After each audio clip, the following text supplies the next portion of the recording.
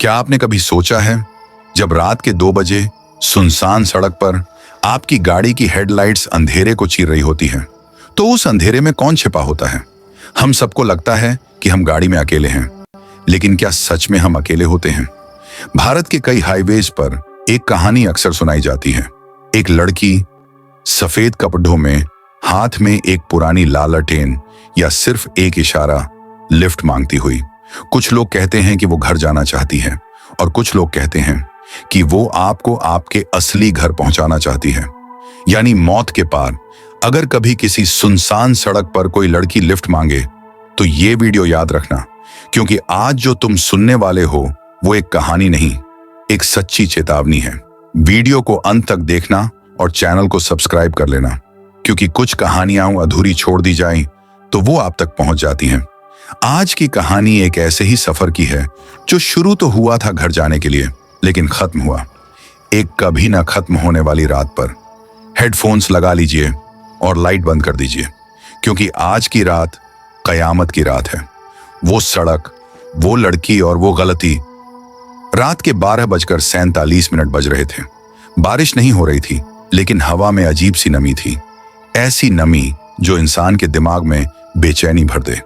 Road बिल्कुल खाली था, ना कोई गाड़ी, ना कोई इंसान, बस मेरी बाइक और उसके हेडलाइट की पीली रोशनी। मैं अमन एक प्राइवेट कंपनी में काम करता था और उस दिन देर हो गई थी। घर पहुंचने के लिए मुझे उस सड़क से जाना पड़ता था जिसे लोग पुरानी बाईपास रोड कहते थे।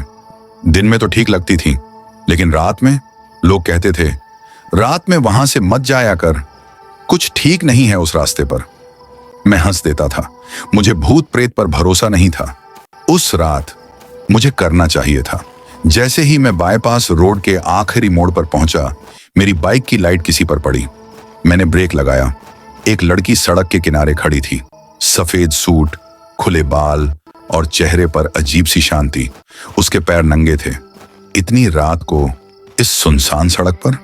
मेरे अंदर डर तो उठा, लेकिन दिमाग बोला शायद किसी का एक्सीडेंट हुआ होगा। मैंने बाइक रोकी। क्या हुआ? मैंने पूछा। वो धीरे से बोली, भैया लिफ्ट मिल सकती है? उसकी आवाज बहुत मीठी थी, कुछ ज्यादा ही। मैंने इधर उधर देखा। आप अकेली यहां? मैंने पूछा। वो मुस्कुराई। हाँ, सब मुझे छोड़ जाते हैं। उसका ये जवाब मेरे दिल में अजीब सी सुई की तरह चुभा। घर कहाँ है? मैंने पूछा। वो कुछ सेकंड चुप रही, फिर बोली, बस आगे। बस आगे? मैंने दोबारा पूछा, कहाँ आगे? उसने पहली बार सीधे मेरी आंखों में देखा और कहा, जहां मैं मरी थी। मेरे शरीर में एक झटका सा लगा। क्या? मेरे मुंह से निकला। वो हंस पड़ी। मजाक कर रही हूं भैया। मुझे उसे मना कर देना चाहिए था, लेकिन मैंने कहा, ठीक है बैठो। वो पीछे बैठ गई। जैसे ही उसने मेरी कमर को छुआ, मेरे पूरे शरीर में ठंड दौड़ गई। उसके हाथ बर्फ जैसे ठंडे थे। मैंने बाइक स्टार्ट की, लेकिन तभी मेरे कान में उसकी आवाज आई, भैया धीरे चलाना, मेरी गर्दन टूटी हुई है। मैंने तुरंत ब्रेक मारा। पीछे देखा, वो सीधी बैठी थी। मैंने घबराकर पूछा, आप ठीक तो हैं? वो धीरे धीरे अपना सिर घुमाने लगी और उसका सिर पूरा पीछे की तरफ मुड़ गया, 180 डिग्री। उसकी आंखें अब काली हो चुकी थी, मुंह से खून टपक रहा था, और वो बोली, अब तुम भी मुझे छोड़कर नहीं जाओगे?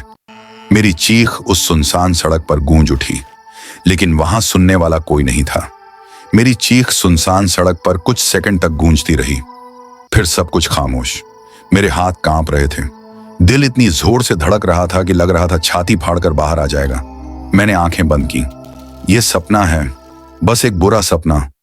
धीरे धीरे मैंने आंखें खोली। पीछे कोई नहीं था, बाइक खाली थी, लड़की गायब। मैंने पसीने से भीगी अपनी कमीज को देखा।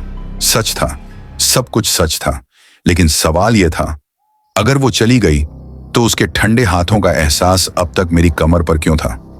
मैंने घबराकर बाइक स्टार्ट की, लेकिन बाइक स्टार्ट ही नहीं हो रही थी। 1, 2, 3, कुछ नहीं। और तभी मेरे कान में फुसफुसाहट गूंजी, मैं यहीं हूं अमन। मेरे खून ने जैसे बहना बंद कर दिया। मेरी बाइक के रियर व्यू मिरर में वो थी, पीछे बैठी, लेकिन इस बार उसका चेहरा और ज्यादा बिगड़ा हुआ था। गर्दन अब भी मुड़ी हुई, लेकिन उसकी आंखें अब मेरी नहीं देख रही थी। वो सीधे कैमरे की तरह मिरर से बाहर मुझे देख रही थी। वो मुस्कुराई। उसके दांत खून से सने हुए थे। तुमने मुझे घर छोड़ने का वादा किया था। मैंने पूरी ताकत से बाइक स्टार्ट की। इस बार बाइक चल पड़ी। मैंने एक्सीलरेटर पूरा घुमा दिया। स्पीड 80, 90, 100, लेकिन सड़क खत्म ही नहीं हो रही थी। वो वही पेड़, वही मोड़, वही टूटा हुआ साइन बोर्ड, बार बार घूम घूम कर वही जगह। मेरे मुंह से रोते हुए निकला, भगवान प्लीज। पीछे से उसकी हंसी आई। ये रास्ता सिर्फ उन्हीं के लिए है जो मुझे बैठा लेते हैं। अचानक सड़क के किनारे एक छोटा सा मंदिर दिखा। मैंने बिना सोचे बाइक मोड़ दी। जैसे ही मंदिर के सामने पहुंचा, बाइक अपने आप बंद हो गई। वहां एक बूढ़ा पुजारी बैठा था। उसने मुझे देखते ही कहा, आ गया एक और। मैं कांपते हुए बोला, बाबा वो लड़की। पुजारी ने मेरी तरफ देखा, फिर पीछे। उसकी आंखें फट गईं। तुम उसे यहां तक ले आए? पुजारी ने बताया, 20 साल पहले एक लड़की थी, राधिका। हर रोज वो इसी सड़क से कॉलेज जाया करती थी।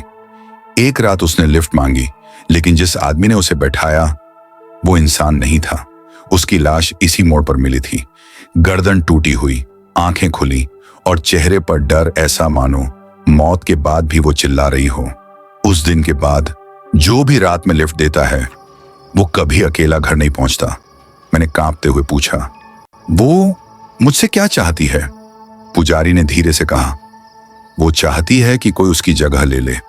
मेरे पैरों तले जमीन खिसक गई। पीछे से उसकी आवाज आई, अब मेरी बारी खत्म, अब तुम्हारी। मंदिर की घंटी अपने आप बजने लगी। दिए बुझ गए। हवा अचानक ठंडी हो गई। मैंने पीछे देखा। वो अब मुस्कुरा नहीं रही थी। उसका मुंह पूरा खुल गया था, जबान असामान्य रूप से लंबी, और वो मेरी तरफ रेंग रही थी। पुजारी चिल्लाया, भागो जब तक सूरज ना उगे। मैं दौड़ा, लेकिन पीछे से उसने मेरा पैर पकड़ लिया। उसकी उंगलियां मेरी टांग में ढंस गईं। उसके हाथ मेरे पैर में ढंसे हुए थे। ऐसा लग रहा था जैसे कोई नुकीले कांटे मांस के अंदर धीरे धीरे घुमा रहा हो। मैं दर्द से चिल्लाया, लेकिन मेरी आवाज गले में ही मर गई, क्योंकि अब मैं चिल्ला ही नहीं पा रहा था। मेरे पैर मेरे नहीं थे, मेरे हाथ मेरे कंट्रोल में नहीं थे। मैं गिर पड़ा। मंदिर की जमीन गीली हो चुकी थी, खून से। मेरा या शायद उसका। वो मेरे ऊपर झुकी। उसका चेहरा अब इंसान जैसा बिल्कुल नहीं था। त्वचा जगह जगह से उधड़ी हुई, हड्डियां दिख रही थीं और आंखों में नफरत। जैसे ही उसने मेरी आंखों में देखा, दुनिया अचानक बदल गई। मैं अब मंदिर में नहीं था। मैं 20 साल पीछे चला गया था। रात के 11:30 बजे। वही सड़क। राधिका कॉलेज से लौट रही थी। उसके हाथ में किताबें थीं। फोन पर वो अपनी माँ से बात कर रही थी। बस 5 मिनट माँ। तभी एक काली गाड़ी उसके पास रुकी। ड्राइवर ने शीशा नीचे किया। छोड़ दूं? राधिका ने चारों तरफ देखा। सड़क सुनसान थी। उसने गाड़ी में बैठने की सबसे बड़ी गलती की। ड्राइवर कोई आम आदमी नहीं था। वो इसी सड़क का चौकीदार था, जिसे सब भरोसेमंद कहते थे। लेकिन जैसे ही गाड़ी आगे बढ़ी, उसने दरवाजे लॉक कर दिए। राधिका घबरा गई। गाड़ी रोको! उसने नहीं रोकी। उसने हंसते हुए कहा, अब कोई लिफ्ट नहीं मांगेगा। गाड़ी उसी मोड़ पर रुकी। उसने राधिका को खींचकर बाहर निकाला। राधिका चिल्लाई, लेकिन आवाज सुनसान रात में गुम हो गई। उसने उसे धक्का दिया। सिर पत्थर से टकराया, लेकिन वो तुरंत नहीं मरी। वो तड़प रही थी। तभी उसने उसकी गर्दन मोड़ दी। एक तेज आवाज, और सब खत्म। कातिल लाश छोड़कर भाग गया, लेकिन राधिका वो वहीं रह गई। गर्दन टूटी, आंखें खुली, और दिल में एक ही सवाल, मेरी मदद क्यों नहीं की? मैं चीखते हुए हकीकत में लौटा।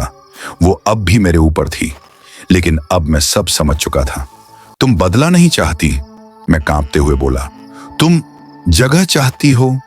उसकी आंखों से खून बहने लगा। हाँ, पीछे से पुजारी की आवाज आई, अगर सूरज उगने से पहले यह आत्मा किसी को पूरी तरह अपने अंदर ले ले, तो वो इंसान हमेशा के लिए गायब हो जाएगा। मैंने आसमान देखा। अभी भी अंधेरा था, बहुत अंधेरा। मैंने पूरी ताकत से अपना हाथ जमीन पर मारा। मंदिर का त्रिशूल मेरे हाथ लग गया। राधिका चीखी, पहली बार डर से।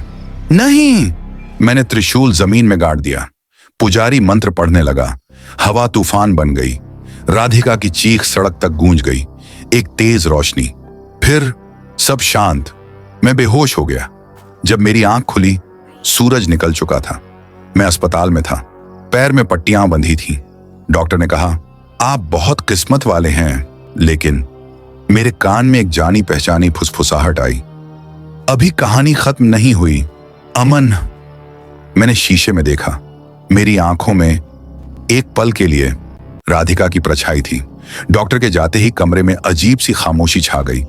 मॉनिटर की मेरे दिल की धड़कनों के साथ मेल खा रही थी। मैंने राहत की सांस ली। सब खत्म हो गया, मैंने खुद से कहा। लेकिन तभी खिड़की के शीशे पर एक उंगली धीरे से फिसली। मेरे रोंगटे सीधे खड़े हो गए। मैंने सामने लगे आईने की तरफ देखा। पहले सब सामान्य था, फिर मेरी परछाई मेरे साथ हिली नहीं। वो थोड़ी देर बाद हिली, धीरे, अजीब, और फिर आईने में मेरे पीछे कोई खड़ा था।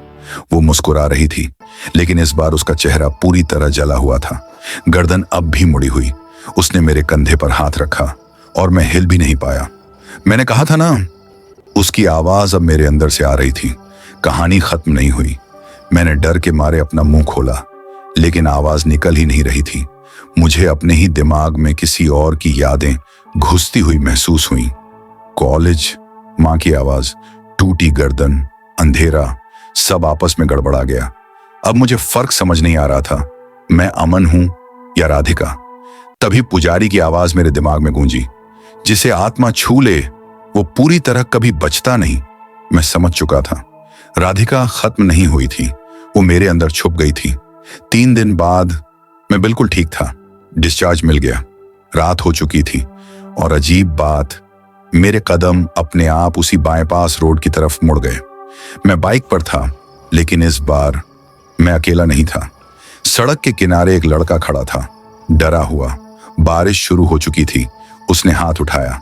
भैया, लिफ्ट मिल सकती है? मेरे मुंह से बिना सोचे शब्द निकल गए। हाँ, बैठो। जैसे ही वो पीछे बैठा, मेरे हाथ ठंडे हो गए।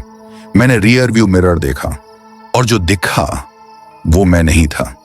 मेरी आंखें काली थीं, मेरी गर्दन थोड़ी सी मुड़ी हुई थी और मेरे होंठों से एक औरत की आवाज निकली, धीरे चलाना, मेरी गर्दन टूटी हुई है।